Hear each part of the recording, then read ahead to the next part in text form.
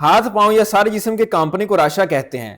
یہ مرض ہلکی ہلکی کھانسی سے بھی شروع ہو سکتا ہے جس میں کبھی کبھار خون بھی آ جایا کرتا ہے۔ پہلے ایک ہاتھ پاؤں میں ہلکی ہلکی حرکت شروع ہوتی ہے، پھر وہ حرکت بڑھ کے پورے جسم میں پھیل جاتی ہے۔ مزید علامات جو اس مرض کے ساتھ جڑی ہوئی ہوتی ہیں ان میں قبض شدید رہتی ہے، پیٹ میں گیس اتنی زیادہ پیدا ہوتی ہے کہ پیٹ ڈھول کی طرح کسا ہوا محسوس ہوتا ہے، جسم میں دردیں، کھچاؤ، بھوک نہ لگنا، اکثر ڈکاریں آتے رہنا، نیند کم آنا، ڈراؤنے خواب آنا۔ نیند میں ہاتھ پاؤں حرکت نہیں کرتے، پیشاب کا رنگ سرخی مائل ہوتا ہے۔ جسم میں خشک گرم مزاج کی زیادتی ہو جائے تو یہ مسئلہ پیدا ہو سکتا ہے، کیونکہ اس مزاج کی زیادتی کی وجہ سے عضلات مطلب جو پٹھے ہوتے ہیں ان میں غیر ارادی حرکت شروع ہو جاتی ہے۔